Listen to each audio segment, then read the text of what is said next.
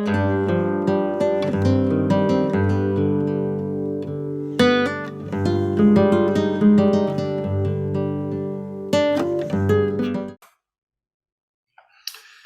buenos días. Para hoy lo que tenemos programado serían únicamente 2 puntos. En las otras sesiones hemos venido trabajando tres, tres, tres, en la medida de lo posible. Creo que en la primera sesión sí habíamos hecho solo 2. Hoy vamos a tener el 9 y el 10 porque el 10 es algo extenso. El 9 tiene que ver con las burlas a que es sometido Duryodhana en distintos momentos del texto épico y en un momento muy puntual del texto dramático. Y el 10 tiene que ver con lo que llamaríamos el núcleo temático de la embajada, que es el discurso de embajada o los discursos de embajada. Esos son los 2 temas que vamos a desarrollar hoy. Entonces, en este número 9, empezando con el texto del Mahabharata, estamos en ese momento del libro segundo del Sabha Parvam, del libro del Salón del Trono, en el cual no ha tenido lugar todavía el juego de dados. Está creciendo poco a poco ese odio que desarrolla Duryodhana con respecto a sus primos los Pándavas, y parte de esa malquerencia tiene que ver con que en este momento se reconoce muchísimo la autoridad de Yudhishthira, se le confiere a los Pándavas su ciudad, su capital, su palacio, y es un palacio cuya característica principal es Maya, ¿verdad? La ilusión. Es un palacio donde las cosas no son lo que parecen.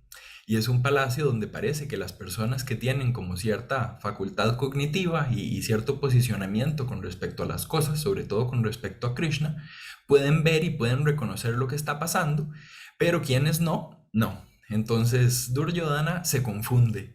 Duryodhana se, se comporta de una forma algo ridícula, algo inapropiada para alguien de su condición, y esto genera la risa en sus adversarios. Esa risa, de contraparte, lo que hace es generar en él o incrementar en él el odio. Todo el texto de la épica con respecto a esos momentos de burla lo tomo del capítulo 43. Podríamos decir que es una sola burla o un solo momento en el que Duryodhana se confunde, puesto que todo está en el mismo capítulo y más o menos en versos sucesivos. Es como en los primeros 10 versos de este capítulo. Sin embargo, yo decidí segmentarlo como en 4 burlas distintas, atendiendo a las acciones puntuales que le ocurren. Esta sería entonces la primera.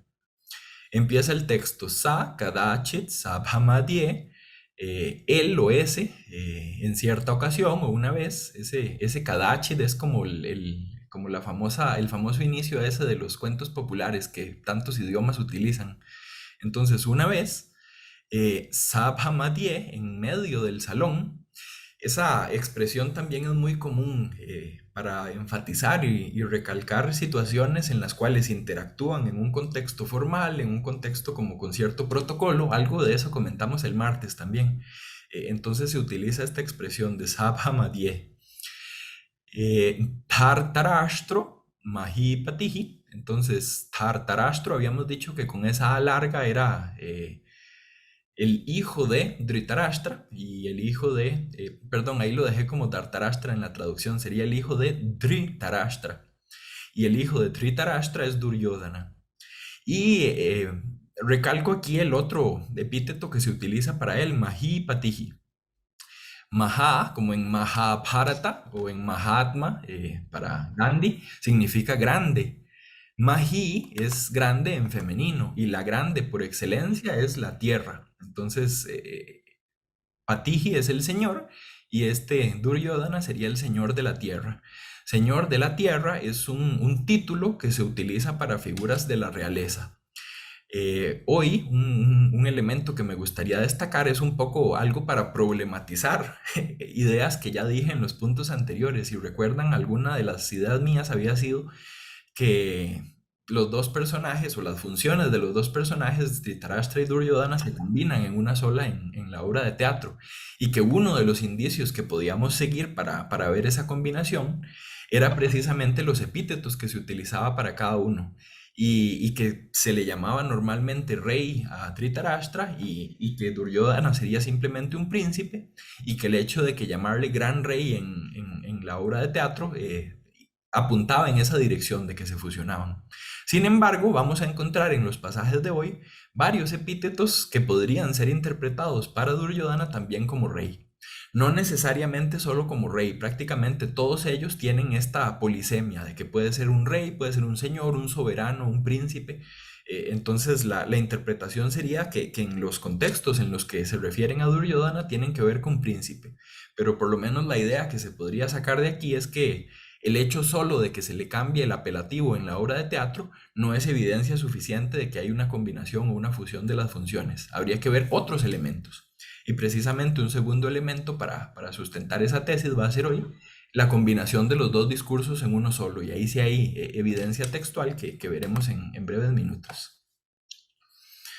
Muy bien, dice el siguiente mistiquio de ese verso número 3, que es el que estamos revisando. Spartikam talam asadya. Tras acercarse a asadya es un gerundio, a una superficie, talam, cristalina, spartikam. Este adjetivo lo vamos a encontrar de manera recurrente en las descripciones de este palacio. Es un palacio forjado desde lo divino, es un palacio caracterizado por la ilusión y es un palacio cuyo elemento más distintivo es este asunto del cristal. El cristal es transparente y el cristal, eh, digamos, al permitir ese paso de la luz de un lado al otro, puede prestarse a confusión. Yo no sé si en algún momento les haya pasado con una puerta de vidrio pensar que está abierta y que en realidad esté cerrada y llevarse el golpe. Un día de estos, no sé, hace 2, 3 días, a mí me pasó precisamente, a los pájaros les pasa mucho eso. Y estaba yo trabajando en la computadora y oigo así el golpe y vuelvo a ver y un pobre pájaro había chocado contra la ventana porque no reconoció que estaba cerrada, pensó que era verdad espacio abierto para pasar y se golpeó. Ese elemento y esa imagen es la que quiero que tengan en mente avanzando ahora en lo que le va a estar pasando a Duryodhana. Sigue el texto. Yalam iti abhi shankaya. Entonces, con una sospecha, abhi shanka es una sospecha, está en instrumental, es con una sospecha o con la siguiente sospecha, 2 puntos. Iti. Para los que hayan estudiado algo de lengua sánscrita, sabrán que uno de los valores más útiles de aprender es este de iti. Iti funciona casi que como nuestra conjunción copulativa que, o a veces incluso como nuestro signo ortográfico de los 2 puntos. Cuando alguien dice, piensa o de alguna forma enuncia, opina algo, eso se introduce con iti. Entonces, la sospecha que tiene este personaje Duryodhana es iti yalam. Hay que suplir ahí un verbo copulativo, es agua. Entonces, ve una superficie, estamos hablando a nivel del piso, del suelo. La ve es de cristal, piensa que es agua y continúa el texto. Svavastra Utkarshanam. Utkarsh significa levantar. Eso del levantamiento suena rarísimo, lo hago simplemente para intentar ser literal y mantener el sustantivo abstracto que se crea en sánscrito con esa desinencia ana. Entonces lo que hace es, su gesto es levantar. Svavastra. Vastra es el vestido. No sé si recuerdan lo que comenté a propósito del vestido de Draupadi. Creo que en esa ocasión el término era vasana, si la memoria no me traiciona. En esta ocasión es vastra. Y en ambos casos tenemos esa raíz vas que había mencionado que tiene que ver con el ves en vestido en español. Sva es propio, es el de sí mismo. Entonces su propio vestido o su propia ropa, con el levantamiento, al haber levantado su propio vestido, Raya, el príncipe, este es otro de esos términos. Raya, eh, quizá es de los términos que más claramente asociaríamos o identificaríamos con un rey. Pero un raya también puede ser un noble, puede ser un soberano, puede ser un señor, puede ser un príncipe. Y la idea aquí en este contexto es que referido a Duryodhana, estaríamos hablando de un príncipe. En todo caso, ese tema de llamarles reyes o llamarles príncipes o llamarles nobles ha sido bastante problematizado por los especialistas. Mucha de esa terminología se debe a la selección de vocabulario que hizo uno de los traductores que más se citan, que es Van Buitenen, en su traducción del sánscrito al inglés. De hecho, es normalmente la que yo sigo, la cité el primer día del seminario. Y de las críticas que se le han hecho a Van Buitenen es que utiliza un léxico feudal, ¿verdad? En el fondo hay que ponerle nombres a las cosas y buscar alguna especie de correspondencia al pasar de un contexto a otro. Pero sí, la India antigua y la Edad Media europea, ¿verdad? Son mundos aparte. Muy bien, Kurt van, ese es un participio de esos de pasado activo que tanto gustan a los pasajes en prosa de las obras de teatro y a los usos de sánscrito hablado en época moderna. Entonces efectuó o realizó el levantamiento de su vestido. Simplemente es el príncipe levantó su vestido. Buddhi mohitaha. Mohita, mohat es el error. Mohitaha es equivocado, errado, pero también confundido. Pienso que aquí tal vez esa refleja mejor lo que está pasando. Y está confundido en su intelecto, en su mente, en su facultad cognitiva. Buddhi es de esos términos que también, como casi, o bueno, como tantos en sánscrito, tienen una gran polisemia, pero sobre todo en el ámbito de la filosofía, especialmente la filosofía samkhya, ¿verdad? Tiene que ver como con esa facultad cognitiva de tomar decisiones y de conectar propiamente la mente con las acciones. La idea es, ¿verdad? A nivel de procesamiento mental, algo le falló, está errado. Durmaná, desanimado, ¿se acuerdan de esos usos de dur o de dus, como en Dukshasana o en Duryodhana, que significa el malo o el difícil o el duro? Entonces, Durmaná sería algo así como desanimado, con una dificultad con respecto a su mente o a su ánimo. Vi mukhas, mukha es la boca, pero también el rostro o la cabeza. Y vi, ¿verdad? Entre sus distintos usos puede ser hacia abajo, entonces cabizbajo. Estos dos los detallo mucho porque yo también me quebré la cabeza tratando de buscarle algún equivalente bonito en español y estoy satisfecho con esos dos que encontré. Entonces, Durmana, vi mukha, desanimado y cabizbajo. Eh, Ahí quedó, disculpen, una partecilla de esas del inglés, me disculpo por esos errores que por ahí se van. Eh, Simplemente son la selección de palabras que había usado el traductor en inglés. Pari, chakrama, eso es un perfecto. Kram es caminar y pari es alrededor, entonces deambular más o menos da ese sentido. Tam sabham, cuando uno camina, normalmente tiene alguna especie de rumbo fijo o dirección, va de punto A a punto B. Cuando uno deambula no está muy seguro de a dónde va, nada más está como por ahí, ¿verdad? Sin una meta clara en mente. Y esa idea sería precisamente la que quedó aquí. Entonces, primera imagen, ve una superficie, es de cristal, piensa que es agua y que se podría caer en el agua y mojar. Para evitar mojarse, lo que hace es como recogerse la ropa. Hay que pensar en trajes tradicionales de la India, que también tienen, ¿verdad? Esas telas extensas, no solo para mujeres, sino también para varones. Y, ¿verdad? No es como un pantalón, como en época moderna, entonces hay que recoger un poco para que no se moje con el agua. Y tal vez otra imagen, esa no la había pensado, la del pájaro es que me quedó grabada porque pasó hace poco, pero no sé si han visto algunos videos de esos puentes, creo que es en China, que les ponen la parte de abajo así transparente y entonces, incluso algunos con animación, y entonces donde las personas van a poner el pie parece como que el cristal se quebrara y entonces se asustan, más o menos, ¿verdad? Ese es el tipo de imágenes que le quedan a uno con esta primera escena y con esto primero que le pasa a Duryodhana. La segunda sería el verso número 5.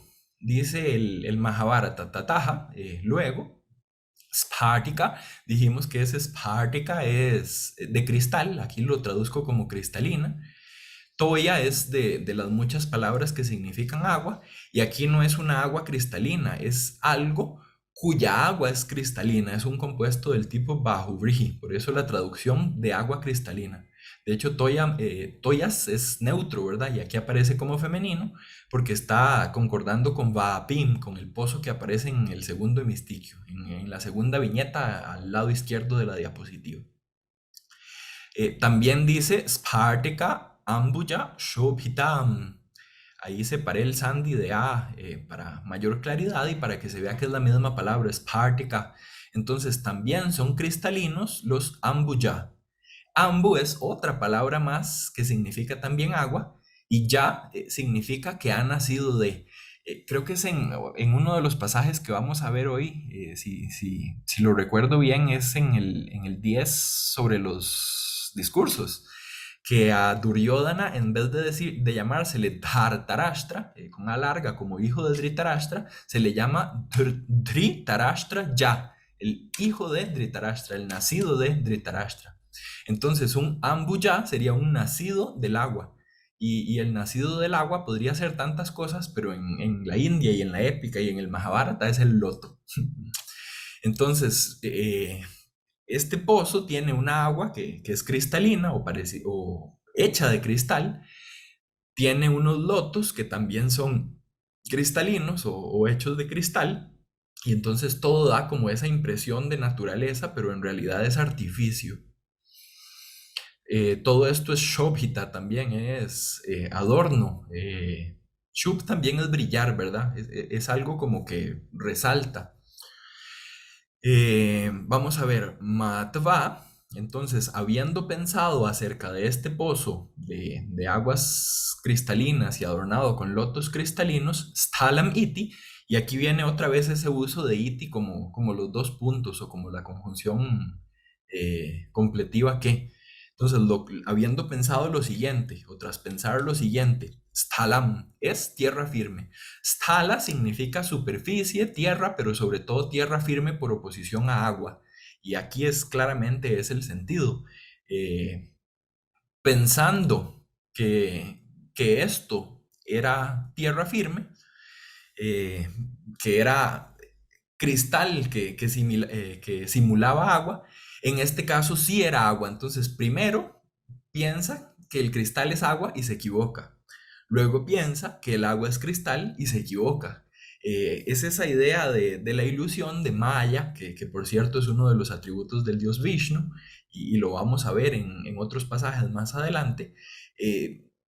Se da entre elementos que son parecidos, lo fenoménico siempre confunde, ¿verdad? Está esa famosa imagen también de la filosofía de la India de la serpiente y el palo, o la cuerda, perdón, una cuerda que puede ser una serpiente que puede ser una cuerda porque se parecen. En este caso es un cristal que puede ser agua o una agua que puede ser cristal. Y lo que le pasó es prapatat, esto es un imperfecto, ahí con Sandy, ¿verdad? La T se cambió en J, cayó en el agua. Esa sería la imagen número 2. La número 3 viene ahora del verso 9. Punar, de nuevo, otra vez. Vasanam. Aquí viene, hace un rato vimos Vastra. Aquí viene Vasana, que es la que habíamos visto en los pasajes del Sari de Draupadi para referirse al vestido, a la ropa. Utkshipya. Hace un rato el verbo era Utkrish, ¿verdad? Utkarshanam, ahora es Utkship. Los dos significan lo mismo, como Kship es tirar o lanzar o arrojar, y Ut es hacia arriba. Entonces, si yo tiro de algo hacia arriba, pues lo levanto. Entonces, tras levantar su vestido, Pratarishan Iva Sthalam. Iva significa como. Igual que iti suele referirse a la palabra que lo precede. Pratarisha, lo que tenemos ahí es pra-tr. Tr es el verbo cruzar y pra es, ¿verdad? Como cruzar de un lado al otro, atravesar o cruzar simplemente. Está en futuro por el sia y es un participio. Entonces la idea es como dispuesto a cruzar, como a punto de cruzar. Es agua para llegar al otro lado y el otro lado sería sthalam, el mismo término que aparece en el verso 5 ahí en esta diapositiva en la parte de arriba. Entonces la imagen aquí es, ve agua, es lo que cree que es, levanta su vestido y va a dar como, no sé, imaginen como un charco de agua en la calle, va uno caminando y uno como que se alista para, para saltarlo y tal vez no mojarse los zapatos. Entonces, esa preparación como disponiéndose a pasar de lado a lado, esquivar la parte de agua y llegar directamente a la parte de tierra firme, esa es la imagen y así es como subió, dice el texto, a Ruj. Ruj es bajar y a Ruj es lo contrario, ¿verdad? Subir. Aquí está en perfecto. Entonces, Tataja, Sarve, todos los que estaban ahí alrededor en ese palacio de Yudhishthira, Yahasuhu. Has es reírse. Aquí también el verbo está en perfecto. Se rieron, en realidad es Sarvete, ¿verdad? Todos esos. Sarvete, Yanaja, toda esa gente. Ujú. Se rió una vez más, Punar. Ven que incluso en este verso 9 aparece ese indeclinable Punar dos veces, con esa misma idea dentro del mismo texto épico de que esto es algo que pasa una y otra vez, es una imagen recurrente. Cree que el vidrio es agua y se equivoca. Cree que el agua es vidrio y se equivoca. Cree que el vidrio es agua, ¿verdad? Va alternando las imágenes, cada una es contraria a la que viene justo antes, pero siempre falla. Y la última de las cuatro que seleccioné, verso número 10, siempre dentro de este mismo capítulo 43, Dvaram, esa palabra la habíamos visto también en alguno de los pasajes anteriores, es una puerta como door en inglés. Dvaram cha vivrta akaram. Eh, akaram significa cuya apariencia es de vivrta, de estar abierta. Vrt significa cerrado o incluso como algo que evita, un impedimento, un obstáculo. Vivrta sería lo contrario, más bien abierto. Eh, Parece que la puerta está abierta y como la primera de las comparaciones que di al iniciar la exposición de esto hoy, lo que a uno a veces le pasa, si es que les ha pasado o han visto que a alguien le pase una puerta de vidrio, uno cree que está abierta y se golpea. Dice, la Latena con su frente, Samahanat, chocó o la golpeó o incluso se golpeó. Samvrtam Cheti, Manvanaha. Manvanaha tiene que ver con man, pensar. Entonces, pensando, cha iti. Ese cheti no lo separé, pero sería cha iti. Ese iti es esos dos puntos. Entonces, pensando lo siguiente, samvrtam está cerrada. Dvara deshad, eso es un ablativo de origen. Ese es el lugar o el punto desde el cual ya no habría más movimiento. Desha es un término muy general que significa como lugar o espacio o región. Eh, Aparecen muchos de los nombres de lugares geográficos de la India. Si recuerdan o han oído nombres alguna vez, Andhra Pradesh, Madhya Pradesh, Uttar Pradesh, ¿verdad? Es ese Desh, que es el lugar o la región o la tierra. Entonces, desde el lugar de la puerta, pero el lugar donde debería haber estado la puerta, como ese espacio que ese espacio que debería contener puerta, pero que en este caso está vacío, y la palabra que escogí para traducir eso es el español quicio, que es ese marco que funciona en puertas y ventanas. Entonces, a partir de ahí, a partir del quicio de la puerta, Uparamat, un imperfecto aquí, se detuvo. Llegó hasta ahí, pensó que había una puerta, pensó que estaba cerrada, no caminó más y por supuesto que esto también genera risa en los pándavas y en quienes están a su alrededor. Y este ejemplo sirve para indicar o por lo menos para abrir la posibilidad a que los tipos de burla y engaño no solo tienen que ver con el agua. Esa imagen del cristal también se aplica para cosas como una puerta, para cosas como una silla, al menos así es como se le ocurrió al autor de Dutta Vakyam, a ese personaje que conocemos o a ese a esa persona que históricamente habría sido Bhasa, y decidió convertir estas 4 burlas en una sola burla, decidió llevárselas desde el libro 2 hasta su adaptación del libro quinto, y decidió cambiar agua y puertas por sillas. Y decidió hacerlo, también esa es mi interpretación, porque ya el mismo Mahabharata tenía todo un juego ahí con el tema de las sillas. Esto también lo habíamos comentado en sesiones anteriores. Si recuerdan, había 3 momentos en los que llegaba Krishna: primero a casa de Dhritarashtra, luego a casa de Duryodhana una vez, luego a casa de Duryodhana una segunda vez, y cada vez que llega es ese gesto de levantarse para recibirlo y honrarlo.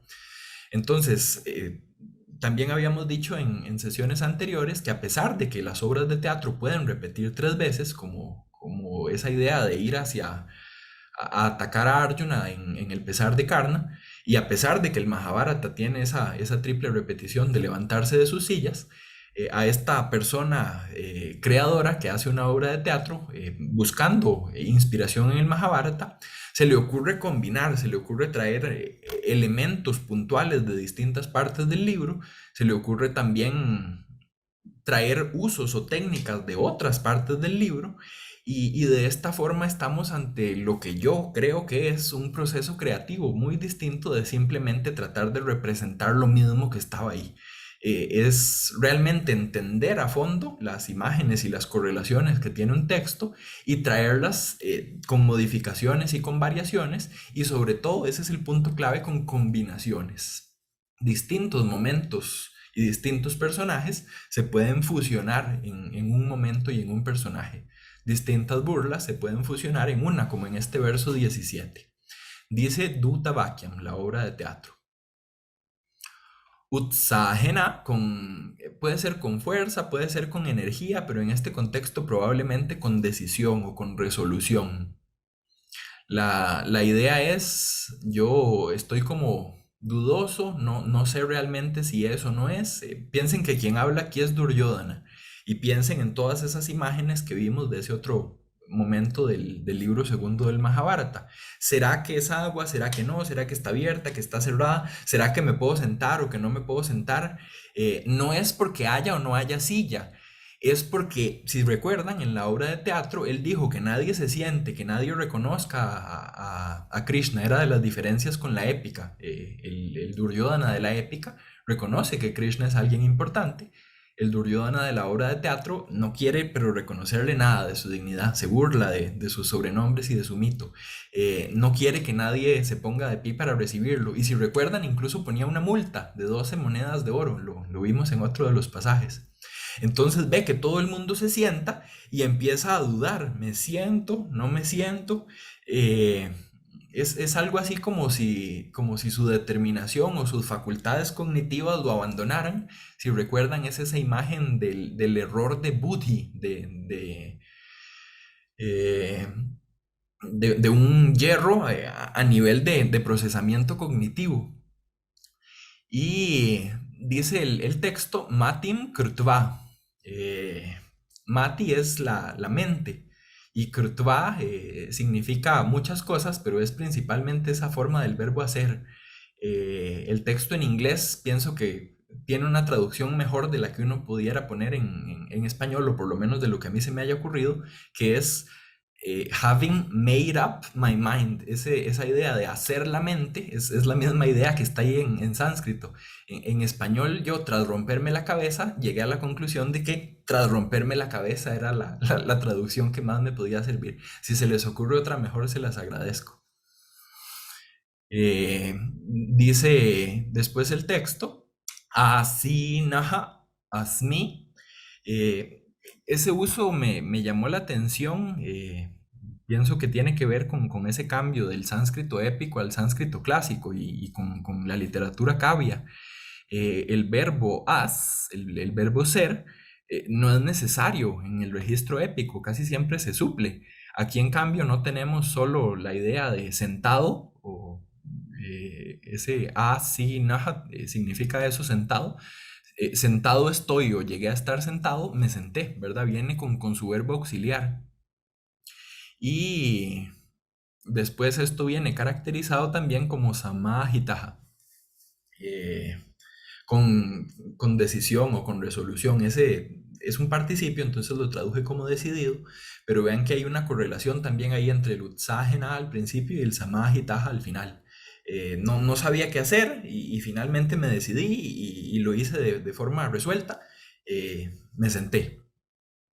Keshavasya Prabhavena, por el poder de Keshava, y Keshava es Krishna. Chalitaja asmi, otra vez ese participio que no necesitaría un verbo auxiliar en el sánscrito épico, pero que aparece con el asmi en este registro de sánscrito clásico y de literatura kavya. Y chal es moverse, lo habíamos visto, si recuerdan, no lo pinté aquí en amarillo, pero si recuerdan esta idea de moverse desde la silla, es precisamente de esas ideas que aparecían una y otra vez en esas tres repeticiones que habíamos estudiado de los pasajes de la épica. Las personas se ponían de pie y para eso se utilizaba ud más sta, o las personas se levantaban de sus sillas y para eso se utilizaba chal más la forma de ablativo de asana. Lo que pasa es que casi todas eran en asanipyaha, ¿verdad? En plural. Aquí es asanat porque el único que se está moviendo de ahí, que tiene alguna especie de movimiento desde su silla, es Duryodhana. Y aquí es donde yo considero que es más evidente el juego ese entre el texto teatral y el texto épico, porque donde en la épica el movimiento era hacia arriba, las personas se ponen de pie, se mueven desde su silla, pero para arriba, para honrar a Krishna. Aquí más bien el personaje se mueve desde su silla, pero hacia abajo, se cae, y se cae incluso en deshonra, ¿verdad? Es todo lo contrario, honra frente a deshonra, movimiento hacia arriba, movimiento hacia abajo. Hay una clara conexión con los pasajes de la épica, pero la intención es muy distinta. Y esta idea de moverse de la silla, ¿verdad? Podría ser simplemente me puse de pie, si no lo contextualizáramos, pero cuando uno se va al pasaje textual y a lo que viene después y a cómo se molesta Duryodhana y a cómo reaccionan los demás, como traducen incluso los distintos traductores, la interpretación claramente es que se cayó. Y ese caerse lo pone en ridículo y caerse de la silla es parecido a mojarse con el agua o a creer que se va a golpear con la puerta. Son formas de enfatizar con un gran conocimiento del Mahabharata. Para que alguien haya hecho este tipo de adaptación, tiene que haber manejado el Mahabharata, ¿verdad? Así como la palma de su mano. De primera entrada uno tal vez no reconoce eso y uno pues se va a los pasajes que más o menos cree que le recuerdan. Y ya revisando con calma y en sánscrito dice, ah, mira, sí, aquí hay una evidencia clarísima de que este pasaje se relaciona con ese. Entonces, muy probablemente de aquí es de donde estaba agarrando las ideas para hacer o para decir eso. ¿Podría funcionar tras hacerme la idea? Sí, sí, sí, me gusta también. Mantiene la forma esa del verbo hacer y mente e idea. Pienso que tienen una relación parecida a idea y cabeza. Me gusta más que la mía y le agradezco mucho a Eugenia por sugerirlo. Muy bien, eso con respecto al primero de los dos textos que teníamos para hoy, que es el de la burla. No sé si aparte de ese comentario alguien más tendrá algo que quieran preguntar o añadir.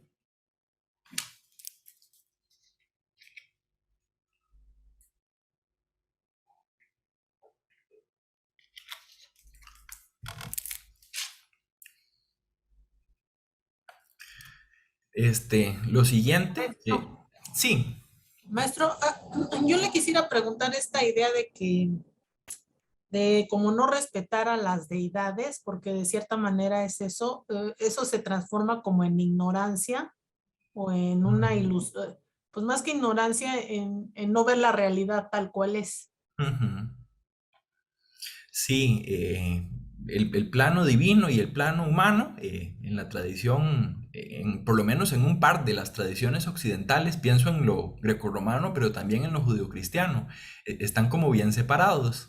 Ese plano divino como muy separado del humano tal vez no es tanto en el contexto de la India antigua.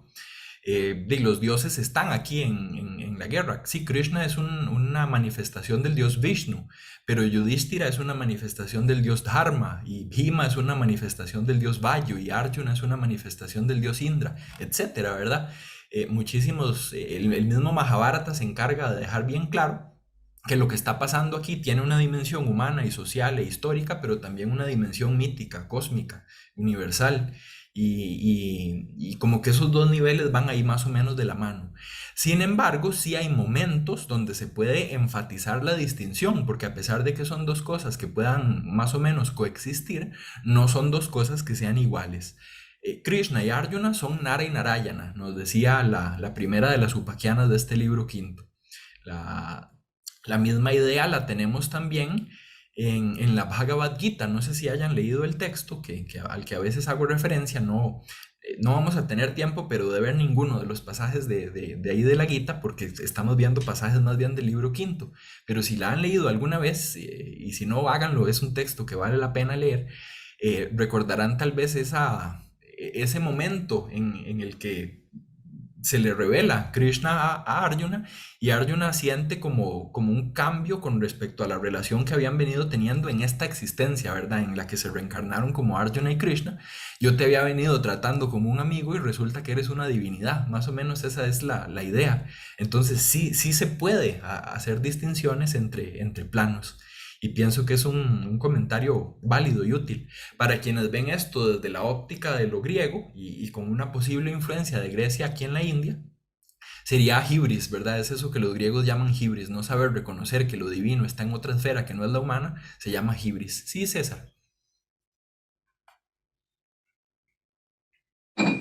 Sí, bueno, estaba pensando también en esta idea del levantarse o el caerse, quizá hacer una pequeña comparación, ¿no? Entre un pensamiento quizá religioso también más como judio-cristiano inclusive, ¿no?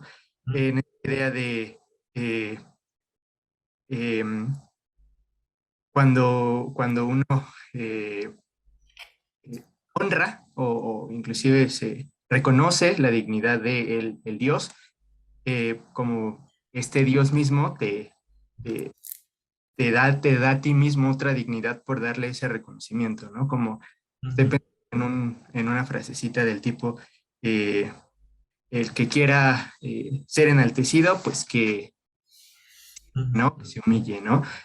Y el que, pues como yo no tengo mucho conocimiento de sánscrito, pero con esto que nos mencionaba de este movimiento de moverse hacia arriba o moverse hacia abajo del asiento, pues también es como esta idea de que eh, pues ese dar reverencia pues te enaltece, ¿no?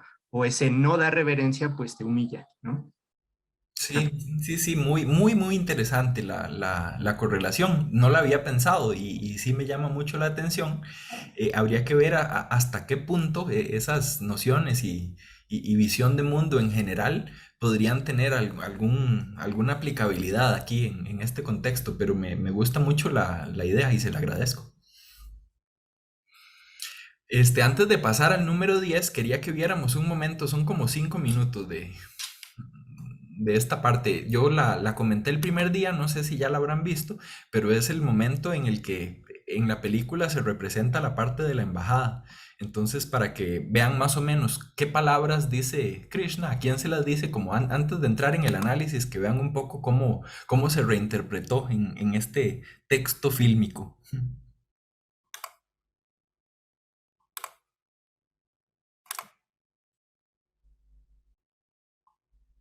Tiene subtítulos para que lo puedan seguir si necesitan.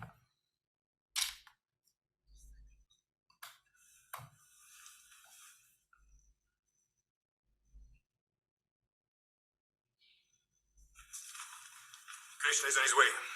Krishna? He comes in embassy sent by Yudhishthira. This is the perfect moment. Let's seize Krishna and put him in irons. Yes. I already have all these armies that will keep him prisoner. No, Krishna brings danger. Don't touch him. Duryodhana!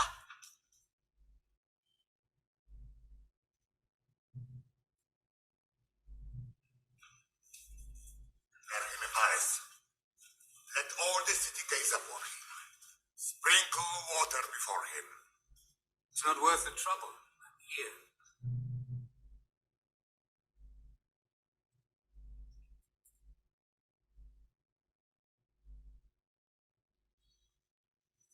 Ambassadors only receive honors at the end of their mission. These refreshments must be enjoyed. Dhritarashtra, my words are for you. Pandava, your 5 nephews are like your sons. You must give them what is there. Nothing more to say. Krishna, I am not the master. I can't answer for myself. Speak to my son. Wish to listen. I am listening. You're of noble blood. You're learned. Qualities are real. You're destroying your life. A man who scorns advice burns his stomach as though with green fruit. His friends groan for a moment. Then disaster catches up with him. The earth loathes and rejects him.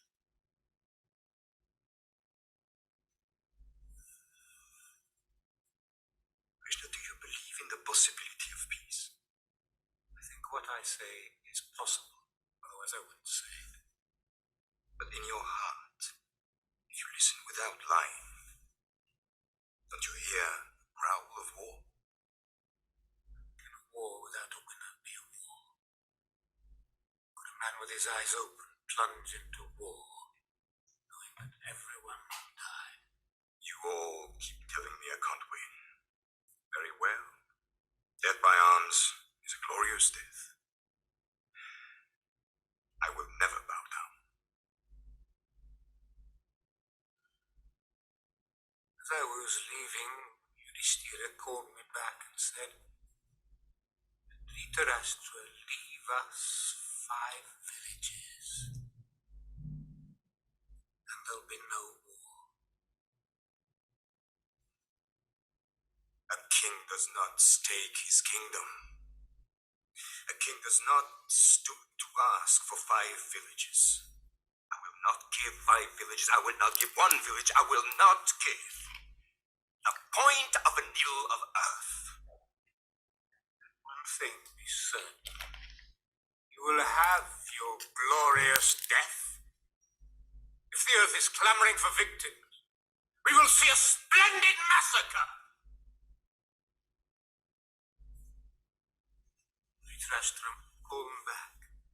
They want to take hold of me like madmen, like children.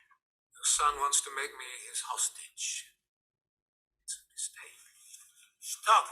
My son, your hatreds for yourself after 13 years of anger. Try to be calm. Duryodhana, you think I'm alone. You wanted to take hold of Krishna. You don't know who he is. You think he's defenseless. Look carefully.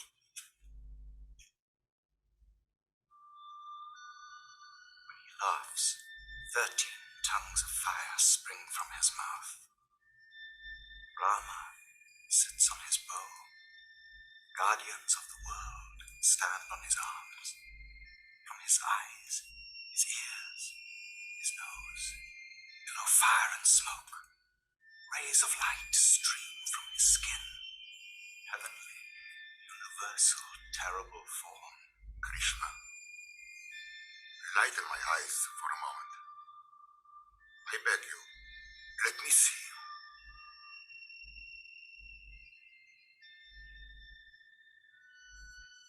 Yes. Here are eyes.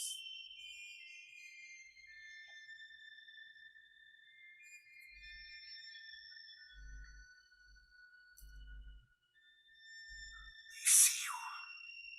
Out of chaos, a miracle. My sons, can you see as I do? Can you see?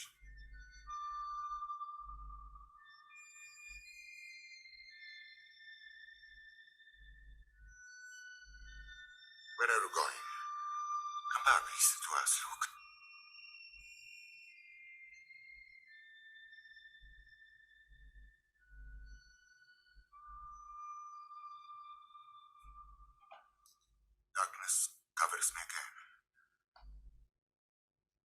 no longer distinguish anything. Krishna, I did what I could. So did I.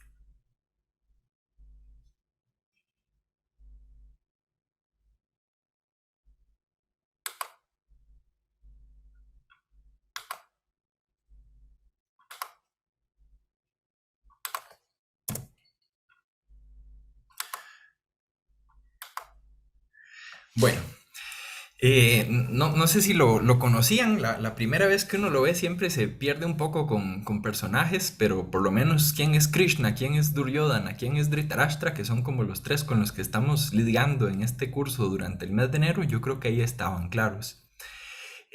Yo, que veo con esta perspectiva de cómo viene la historia en el Mahabharata, que es un libro muy, muy extenso, el Udyoga Parvan en sus traducciones son varios cientos de páginas, y en la edición en sánscrito también. Aquí son como 6 minutos más o menos de la película, y en la obra de teatro de Bhasa también es un número pequeño, en una traducción serán como unas 10 o 12 páginas. Entonces, evidentemente, para pasar de un texto épico a un texto dramático o eventualmente a un texto fílmico, que es lo que ocurre aquí en Peter Brook, hay que recortar mucho, pero lo que se recorta y lo que se deja hablan mucho de las intenciones y de la interpretación de quien está adaptando. ¿Qué elementos a mí me llaman mucho la atención en esta película? Hay un anuncio de que viene el mensajero, es Dhritarashtra quien lo menciona. Eso es algo que estaba en la parte de preámbulos en el texto épico. Eso es algo que, por ejemplo, Bhasa decidió transferir de esa función de que sea el rey el que está avisando que viene o tomando en cuenta. En realidad es una correlación entre Dhritarashtra y Vidura. Basa lo hace con aquel personaje de Badarayana, que habíamos dicho que era un personaje inventado, el siervo que es un poco grosero y con quien Duryodhana se enoja, o más bien que es muy amable y con quien Duryodhana se enoja y lo insta a ser más grosero con la recepción de Krishna. Después de ese preámbulo, en el texto épico nosotros tenemos una dinámica un poco extensa, ese ir a comer, si vieron aquí se le ofrece la comida y él la rechaza, ese ir primero a la casa de Dhritarashtra, después a la casa de Duryodhana, después otra vez, hacer 2 discursos, uno para el padre y otro para el hijo.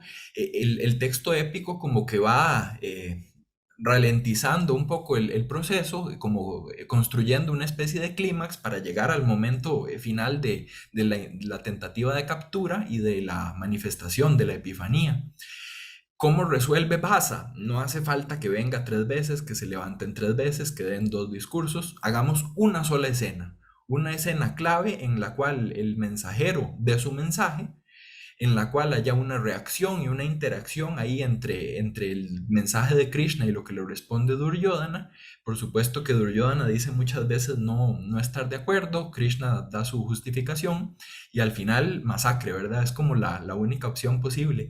Esa misma solución que se le ocurrió a Bhasa para pasar de algo narrado a algo representado es la que se le ocurre bueno, en realidad Peter Brook a él se debe la versión fílmica. Para la parte teatral hay otras personas también involucradas, pero lo que hacen en esta adaptación es lo mismo. No tiene sentido hacer 2 embajadas en representación, hagamos una sola. Y sobre eso, y a partir de esa imagen es que me gustaría proceder a la segunda de las temáticas que traigo para hoy. El único otro detalle, ese nada más lo dejo ahí como algo pendiente para más adelante, por si siguen en este seminario y bueno, y en lo que tenemos planeado también para el mes de febrero, que es Pancharatra, las 5 noches. Toda esa obra de teatro está basada en una propuesta que no existe, que no está en el Mahabharata. La idea es, en un discurso entre Drona el maestro y Duryodhana el príncipe, que si logran Drona encontrar en las próximas 5 noches, de ahí el título de Pancharatra, las 5 noches, ¿dónde es que están estos pándavas que se están escondiendo durante el año número 13? Si durante 5 noches lo logran resolver, no hay guerra. Y si se fijan aquí en la película hubo una mención a si nos dan 5 pueblos, 5 aldeas, 5, ¿verdad? Solo 5 estamos pidiendo. con eso se evita la guerra. Eso de las 5 aldeas sí está en el Mahabharata.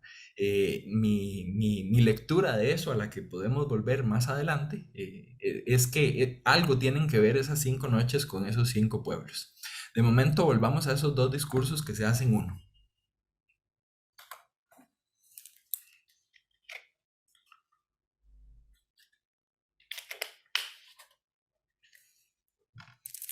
Quien habla aquí es Krishna y a quien habla es a Dhritarashtra. Este es el primero de los 2 discursos que aparecen en la embajada de Krishna, el que va dirigido, repito, a Dhritarashtra. Ahus tvam Pandava Rajan. Entonces dijeron a ti los Pándavas o rey.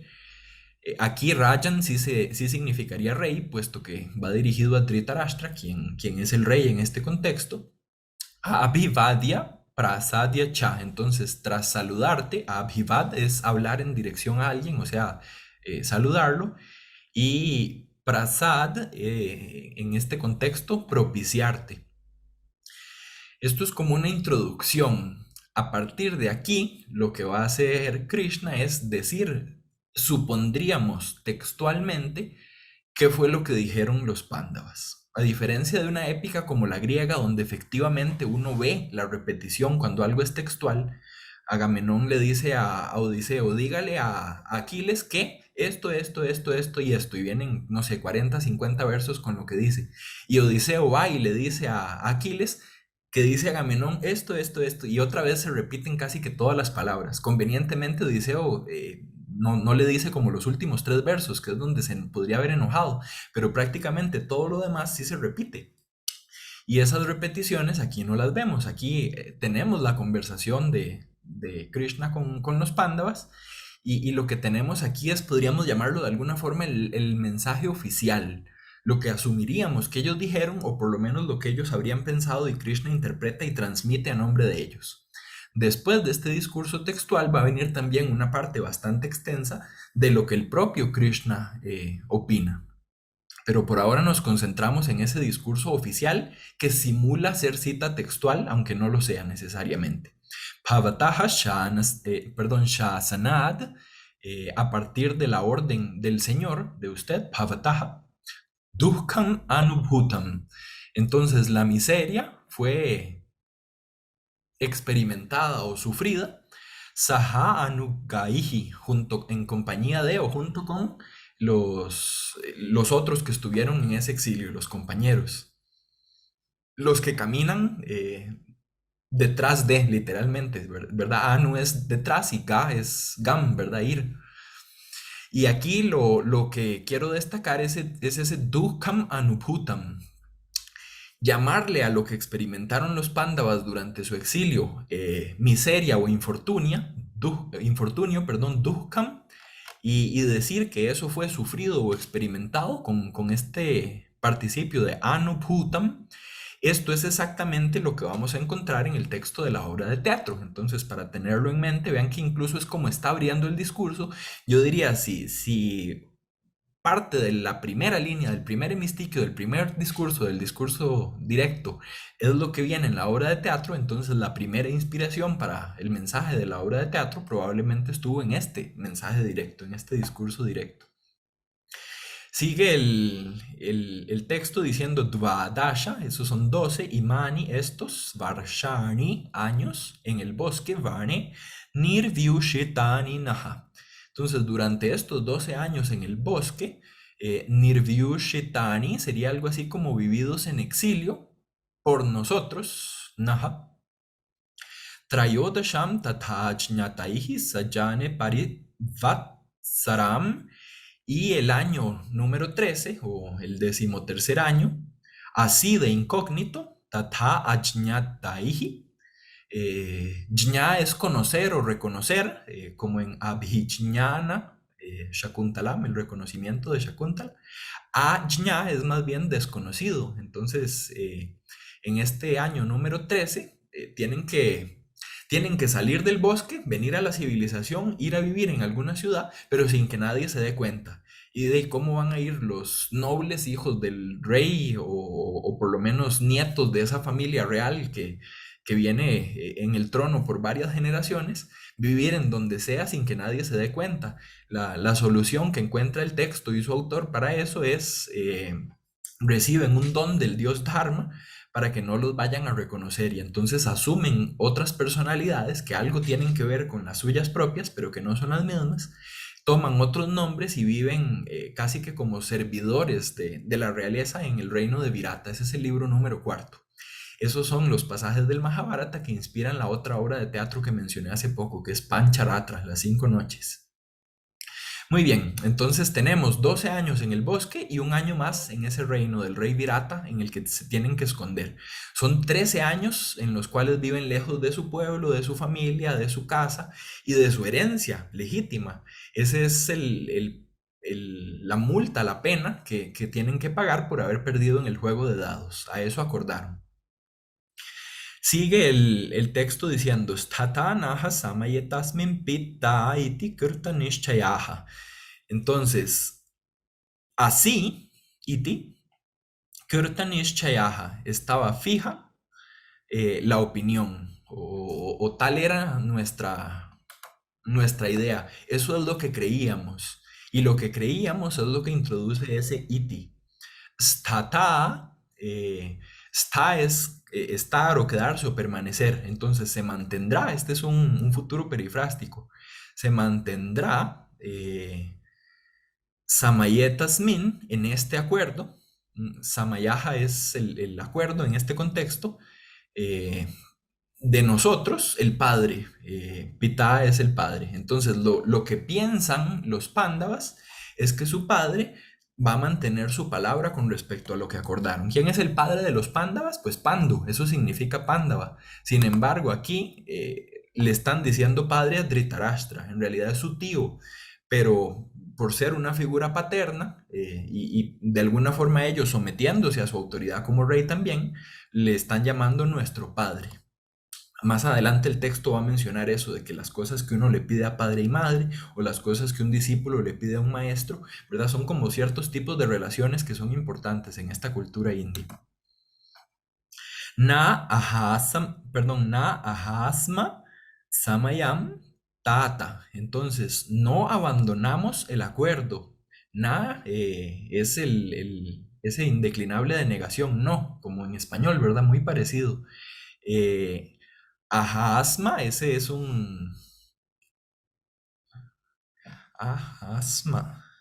Sí, ese es un perfecto que tiene que ver con dejar o irse de o alejarse de, y Samayam dijimos que es un acuerdo. Tata es un vocativo muy común también para referirse a un padre o también a un hijo, en realidad para las dos.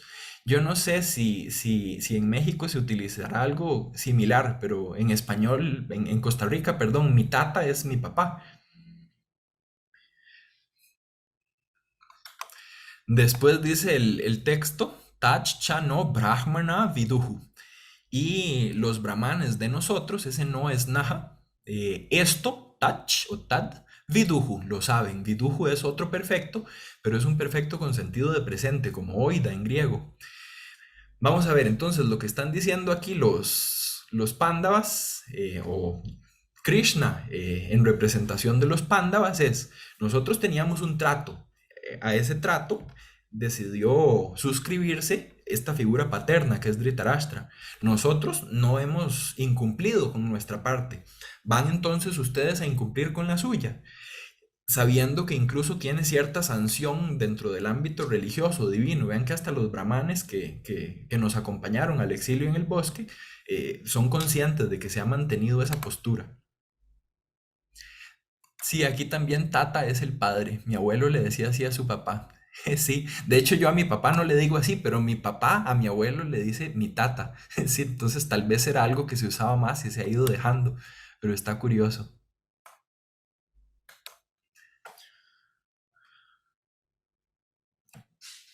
Sigue el texto. Tasmin naha samayetishta. En este acuerdo, vean que el texto insistentemente repite esa idea de Samayaha, es la tercera vez que aparece. Es un convenio, es algo que se acordó. Tishta, permanece, mantente. Si se fijan, ese tishta es un imperativo del verbo sta, que significa mantenerse. Me devuelvo un momento. Es el mismo verbo sta que aparece aquí en futuro, stata. Entonces, nosotros pensábamos que se iba a mantener. Ahora que llegó el momento, pues haga lo que nosotros pensábamos que iba a hacer, manténgase. También hay varios juegos ahí internos. Sthitanam Bharatar Shabha. Bharatar Shabha, un Urshabha es un toro. Y el toro de los Bharatas es algo así como decir el mejor de los Bharatas. El toro de los Bharatas es un epíteto que se utiliza para varios personajes dentro de este texto épico. Aquí está referido a Dhritarashtra. Mantente en este acuerdo que es de nosotros, sthitanam, que también nos hemos mantenido, que nos mantenemos. Entonces en este mismo verso también aparece por tercera vez esa idea de mantenerse. Vamos apenas como por el cuarto verso del discurso y ya han aparecido respectivamente tres veces las palabras acuerdo y las palabras mantener. Entonces es un acuerdo que se espera que se mantenga. Nityam samkleshita rajan. Nityam es siempre, samkleshitaha es afectados o agobiados, hace referencia a la situación de los pándavas. Svarajya amsham labhemahi. Entonces, que obtengamos, es el labhemahi, es un optativo que tiene la idea esa como de deseo, en este caso, es el deseo de los pándavas transmitido por Krishna, que nosotros, que la facción pándava llegue a obtenga. Svarajya amsham. Amsha significa una parte. Rajya significa un reino y Sva es la parte del reino que es propia, que nos corresponde. Nuestra parte del reino. Esa idea de la parte del reino va a aparecer también en la obra de teatro, solo que un poco modificada. Va a decir Rajya Artham, que es la mitad del reino. Entonces la obra de teatro va a pedir un poco más. Aquí es una parte. Sigue el discurso. Tvam dharmam artham yunjnanaha. Tú, uniendo o conjuntando, yunjnanaha tiene que ver con la raíz yuj, de donde viene yoga, por ejemplo, que significa unir. Y las dos cosas que está uniendo o que debería unir Dhritarashtra son dharma y artha. Yo traduzco deber y provecho, esa es como mi traducción habitual, no siempre es la más afortunada, son dos conceptos que significan tantísimas cosas en sánscrito. Dharma es como ese concepto clave de todo el Mahabharata, diríamos, es como esa ley universal, social y mítica también, que rige el accionar humano en sus distintos niveles. Entonces el rey debería atender a lo más inmediato, a lo que funciona, que sería artha, pero también debería atender a lo que le corresponde, a lo que le compete, a lo que está bien o está mal. Entonces, tomando en cuenta esos dos niveles, debería proceder. Y esa mención de dharma la vamos a encontrar también en la obra de teatro. Ya ahorita les digo por qué unas están en verde y otras en amarillo. Quiero distinguir entre unas y las otras. Sigue el texto. Samyan nastratum arhasi. Arhasi es un verbo hermoso en sánscrito. Significa ser digno de o ser capaz de. Pero es un verbo que se utiliza como forma de respeto, como fórmula de cortesía, diríamos, utilizando el término de la lingüística. Aquí yo lo traduzco como eres capaz. Veo ahí un error en digitación, quedó caps, ¿verdad? Es eres capaz.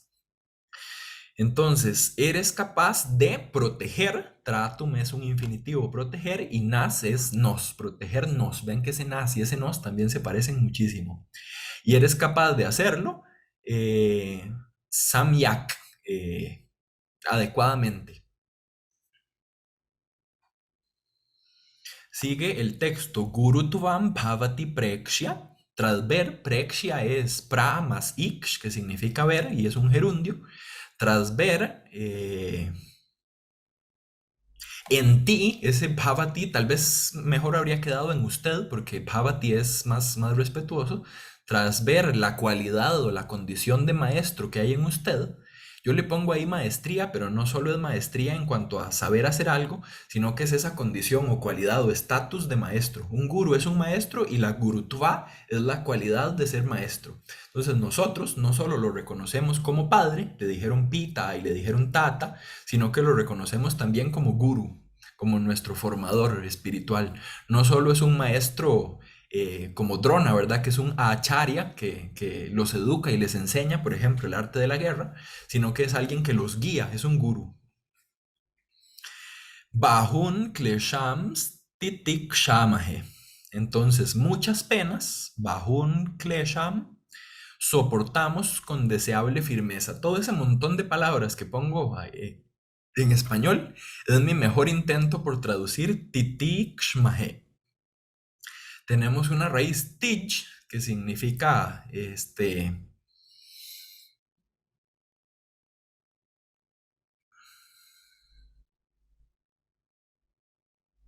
no, me está fallando la mente, mis disculpas, no recuerdo en este momento el sentido original, tendría que buscarlo, pero no los quiero hacer perder el tiempo. Si al final necesitan, nos devolvemos.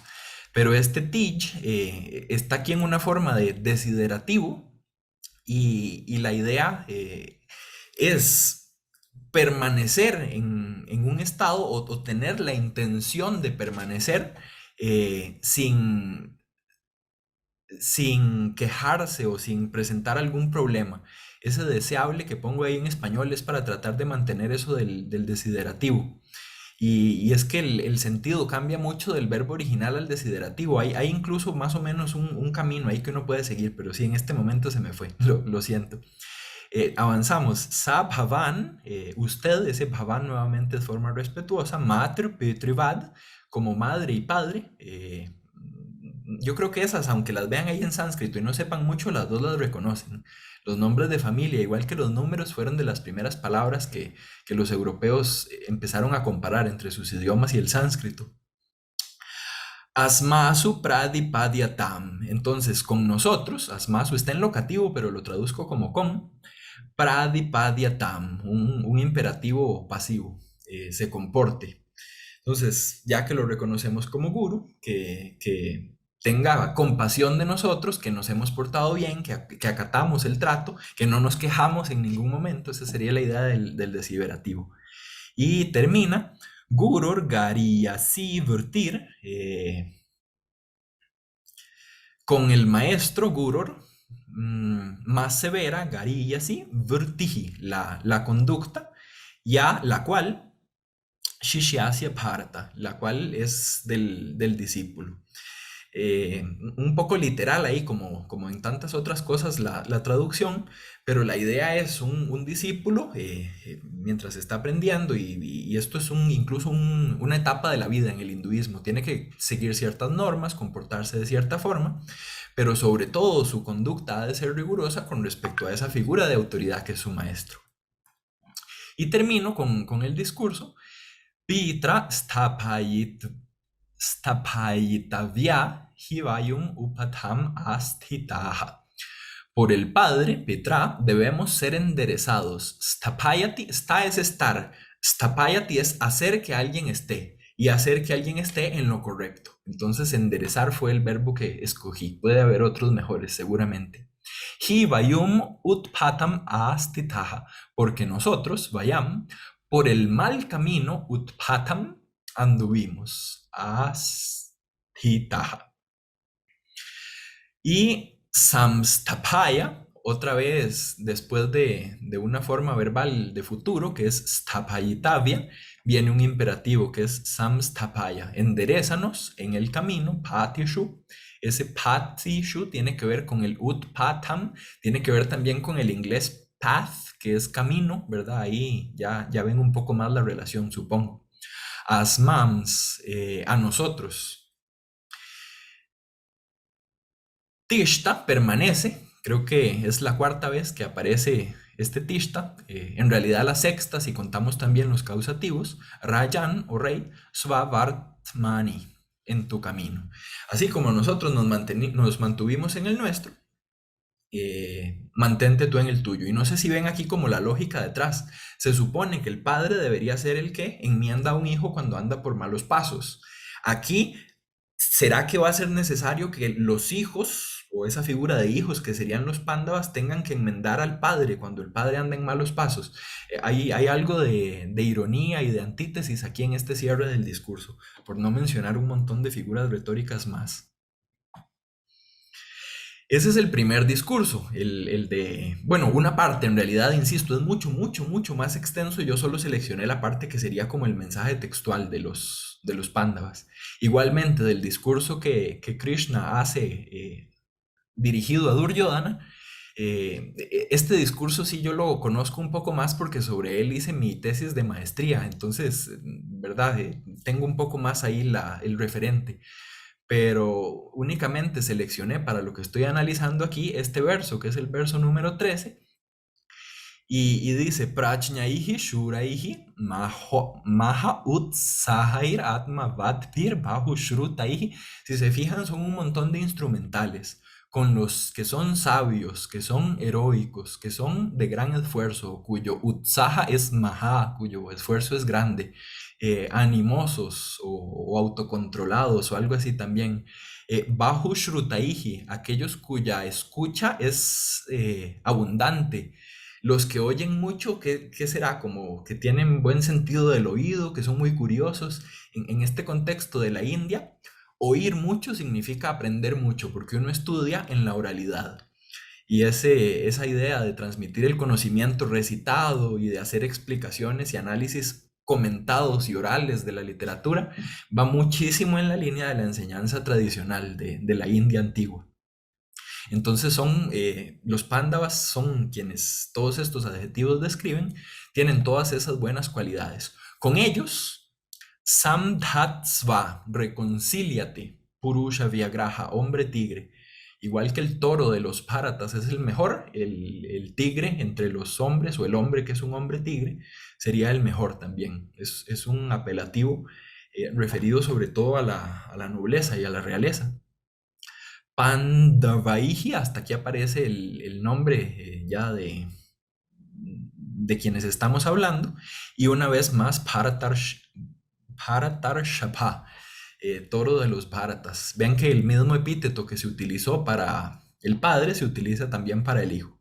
Mi argumentación al respecto en su momento había sido que a nivel familiar hay cierto reconocimiento, entonces no es raro que mismos epítetos se utilicen en mismos contextos. El verbo que elegí, que tiene que ver con hacer las paces, que es lo que, si recuerdan la escena pequeña que vimos de la película, es eso, la paz. ¿Es posible la paz o es la única opción la guerra? Shanti o Yuddha, ¿verdad? ¿Cuál de las dos? Y aquí el texto lo que está diciendo, o la orden que se le está dando, vean que en el discurso al padre era más como formal, más como pidiendo. En el discurso al hijo es, vea, esto es lo que tiene que hacer. En el otro también había imperativos, pero había imperativos con un poco más de contexto y con un poco más de máximas, más matizados, diríamos.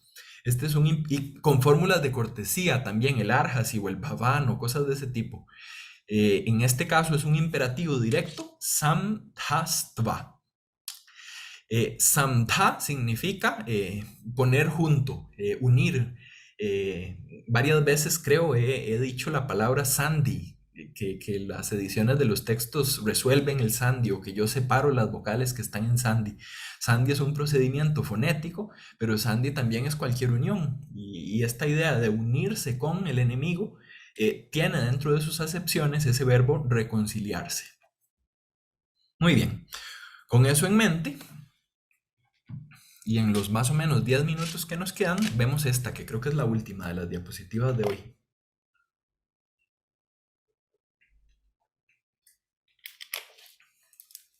Dice el verso 20 de Dutavakyam. Anubhutam mahad dukham sampurnaha samayaha sacha. Entonces, experimentada, veo aquí algunos problemas de formato, pero no importa, los vamos resolviendo. Experimentada, ese en amarillo a la derecha, es ese anubhutam, en amarillo a la izquierda. Una gran miseria o un gran infortunio. Ese mahat es añadido del texto de la obra de teatro. En el Mahabharata no decía mahat, solo decía dukam anubhutam. Me devuelvo un momento para que vean dónde estaba. Es en esta. Dukam anubhutam miseria que fue experimentada. Y la obra de teatro lo convierte en Anubhutam Mahadukam. Todo lo otro que decía el discurso en las siguientes líneas, aquí, si se fijan, la línea 3, la 4, la 5, la 6, que serían dos shlokas, dos versos, sobre todo el del centro, dice: durante 12 años en el bosque vividos por exilios, el 13º año de incógnito así entre la gente. Ven que dedica un verso entero a describir cuánto tiempo fue y cómo se pasó. La obra de teatro resume esos 12 años más un año y simplemente dice Sampurnaha Samayaha, completado el tiempo o terminado el tiempo. Sacha, palabras de relleno. Ese sa es saha, ni siquiera hace falta traducirlo, pero sería saha Samayaha. Y cha está uniendo las dos ideas. Pasamos mucha miseria, completamos el tiempo que teníamos que pasar. Asmakam apidarmiam, entonces también entre nosotros, ese sería el asmakam, la herencia que es debida, dayadiam es herencia, y esa dayadiam es yad dharmiam. Ven que hay varias consonantes repetidas entre esas tres palabras. Esos juegos de sonidos gustan mucho a la literatura clásica, tiene un nombre incluso como figura retórica en la tradición de la India, y pienso yo que hay cierta intencionalidad, pero en el fondo el juego de palabras tiene que ver o está enfatizado con ese dharmiam, si se fijan aquí, con este dharmam que venía también en los versos del discurso épico. Que esa herencia vibhajyatam sea repartida, un imperativo pasivo, como las fórmulas que también habíamos visto en los discursos.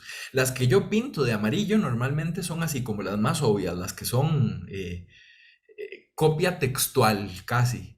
Le llamaríamos plagio en un mundo contemporáneo. Ese concepto del plagio es bastante distinto en el mundo de la antigüedad, no solo de la India, sino incluso de la misma Grecia y Roma de la antigüedad. El verso 34 de la embajada dice datum arhasi, entonces eres capaz de dar.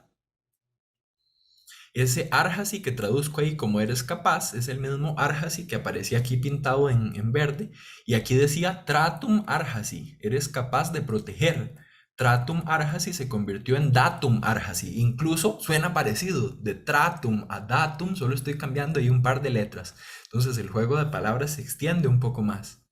Madvakyad, esta es una palabra aquí clave, no la pinté porque no la dice en el Mahabharata, en las secciones que estamos comparando, pero sí la dice en el título de la obra de teatro. La obra de teatro se llama Duta Vakyam. Duta es embajador, Vakyam es discurso.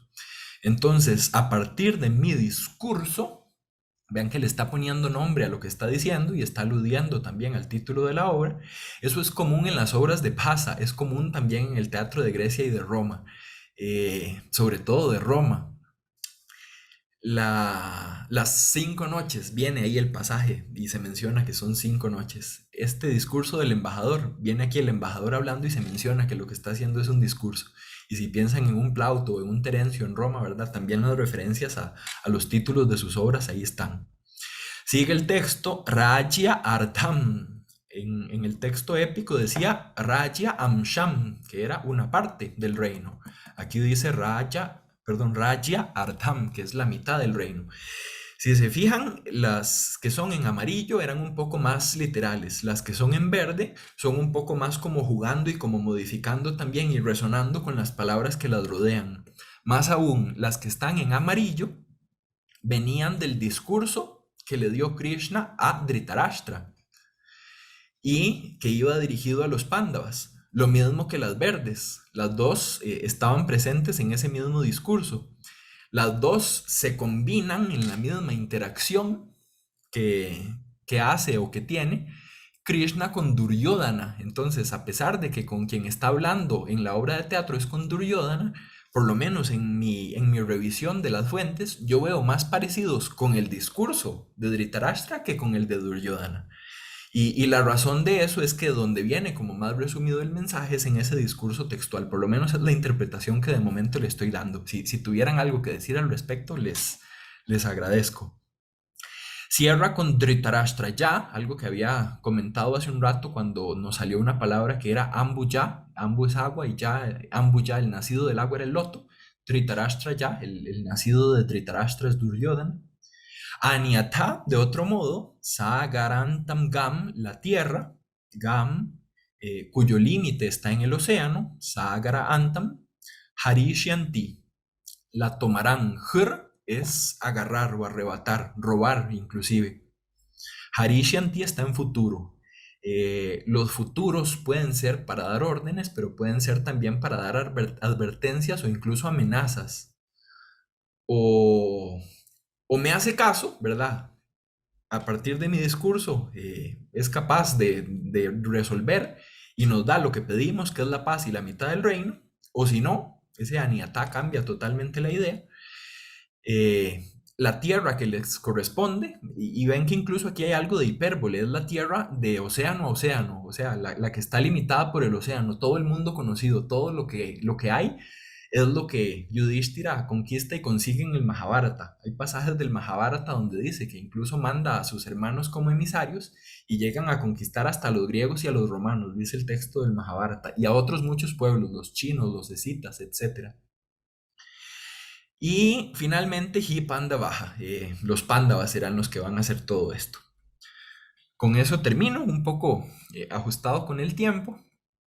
No voy a dejar la presentación aquí por si me quisieran preguntar algo puntual de eso, o si hubiera preguntas o comentarios de otras cosas también los escucho.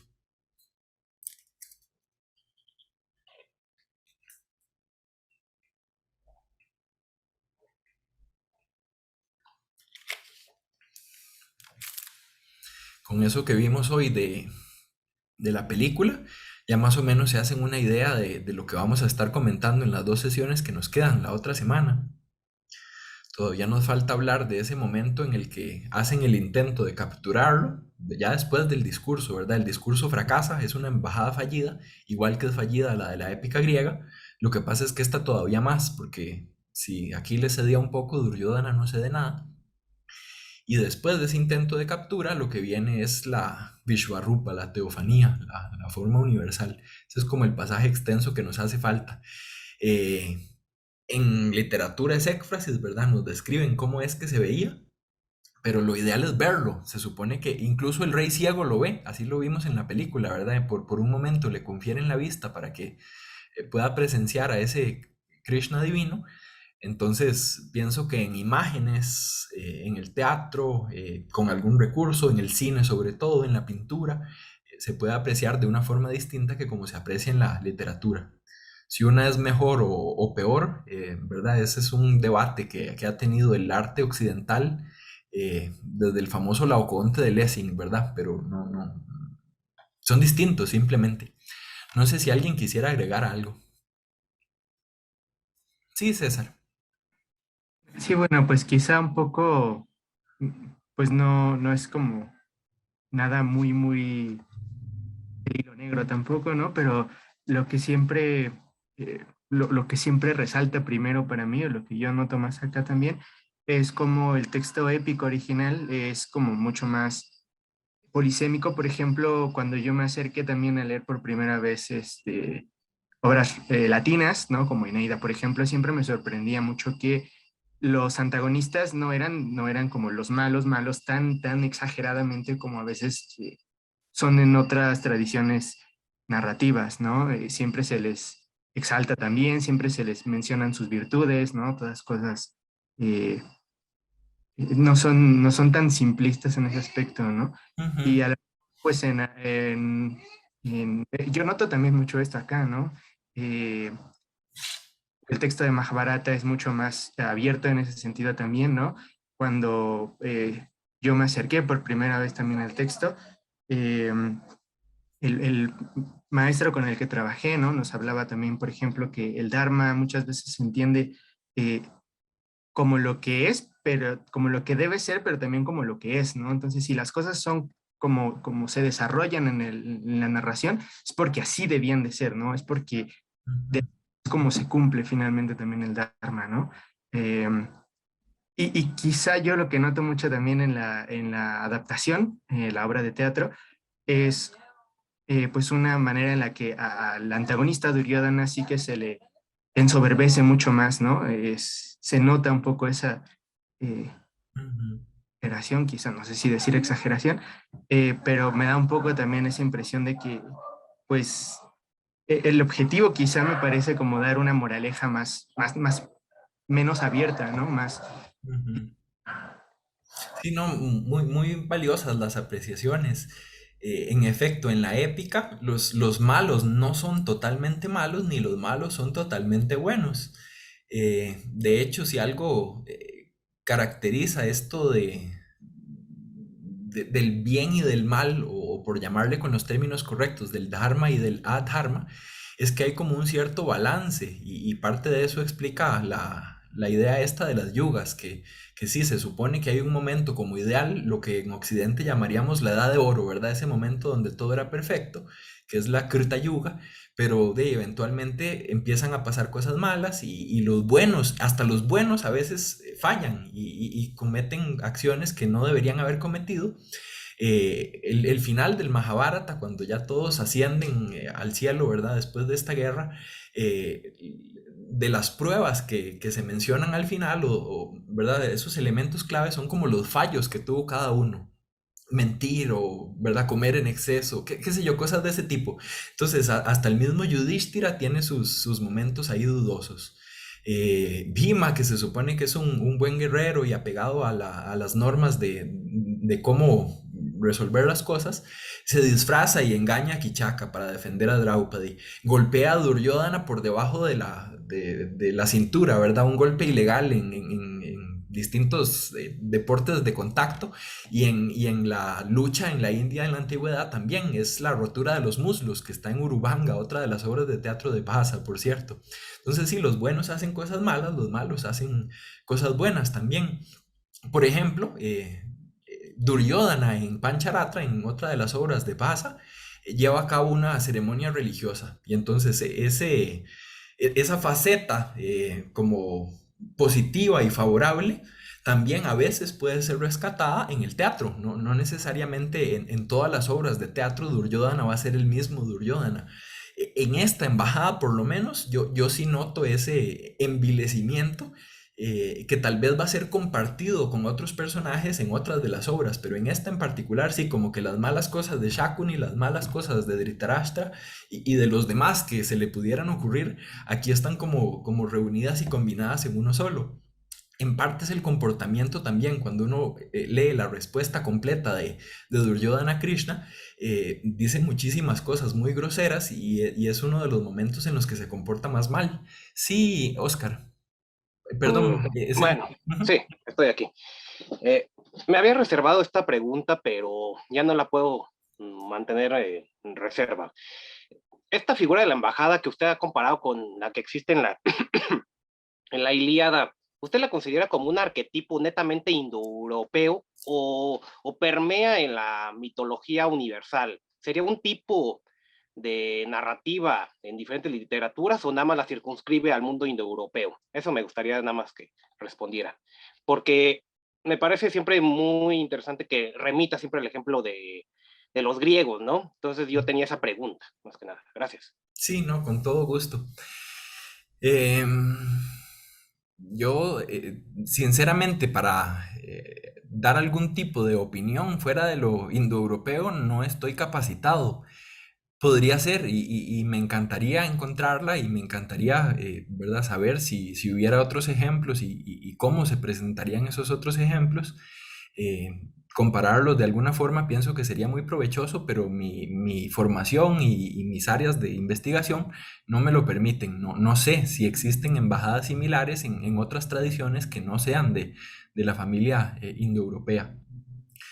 Para estudiar propiamente cómo es que está operando esa correlación, por llamarlo con el término más general, entre lo que hay en Grecia, lo que hay incluso en Roma, porque la Eneida también tiene una embajada.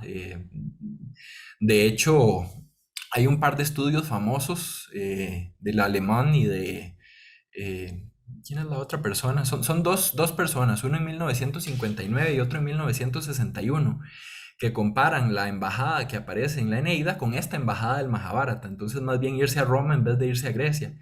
Y la respuesta a la pregunta de si es un arquetipo se puede dar de varias formas. El hecho de que se parecen me parece a mí, o yo considero que es más que evidente. Cualquier persona que tenga conocimiento de esos idiomas, tenga la paciencia de revisarlos uno a uno y tenga como, ¿verdad? Esa minucia de comparar lo que puede ser comparado, verá que hay puntos en común. ¿Hasta dónde llegan esos puntos? ¿Son solo fórmulas? ¿Son versos completos? ¿Son también personajes y otros elementos que van más allá de solo lo lingüístico? ¿Verdad? Ahí ya hay muchísimos matices y eso ha llevado a varias posibles respuestas de cómo es que coinciden o por qué es que coinciden. Una posible respuesta es eso, sí, pensar en algún arquetipo de la embajada que habría tenido algún origen indoeuropeo. Tal vez para eso habría que pensar en algún texto épico indoeuropeo y eso ya dificulta un poco más las cosas, ¿verdad? Hasta dónde uno puede llevar los límites de la hipótesis indoeuropea, que a fin de cuentas es una hipótesis. En el plano lingüístico tiene muchísima evidencia y las fórmulas permiten estudiar pasos, por ejemplo, de Shravas a Cleos, que yo mencioné en alguna de las sesiones anteriores, la gloria. Eso sí, quizá es una visión indoeuropea de la gloria, aunque por ejemplo ahí sí conozco un poquito más, en Gilgamesh hay mención de gloria y de eso no sería una tradición indoeuropea. Pero volviendo a lo literario, que es el enfoque que estoy aquí siguiendo, es un poco más difícil cuando son unidades tan grandes y con tantos detalles. En mi opinión, quien mejor ha realizado ese trazado de lo indoeuropeo a nivel de lo épico es, en primera instancia, Martin West, el libro Indo-European Poetry and Myth, ¿verdad? Ahí como que reseña varios de esos elementos y de esos puntos en común, a veces incluso compara con otras tradiciones, y en el caso específico del Mahabharata con la Ilíada, Nicholas Allen, no en un libro concreto, sino en varios artículos y varias publicaciones. Pero no es la única posible respuesta, sí, podría ser que haya habido alguna embajada indoeuropea y que esa embajada se haya más o menos con sus mismos personajes y con sus mismos discursos y con un mismo léxico en bastante extensión de versos se haya pasado a las distintas culturas. Habría que pensar que en esa época no necesariamente hay escritura, habrá viajado de forma oral, se habrá ido adaptando mientras que se iban cambiando también los idiomas. Podría ser, ¿verdad? Nada de eso es imposible. Pienso yo que hay otras opciones también que tal vez no han sido tan consideradas y es la opción del contacto cultural. El hecho de que los griegos llegaron a la India y el hecho de que Alejandro Magno andaba la Ilíada de camino, ¿verdad? Son también, por lo menos, sugerencias de que hay otras posibilidades. El hecho de que Dion Crisóstomo diga que se tradujo la Ilíada en la India, ¿verdad? Son por lo menos pasajes que le dan a uno o que le abren un poco la mente a otras posibilidades más allá de lo indoeuropeo. Yo voy más por esa otra línea, pero no descarto la posibilidad, ¿verdad? Es perfectamente posible también que haya sido algo indoeuropeo. Y muchísimas gracias por la pregunta. Sí. No, gracias a usted.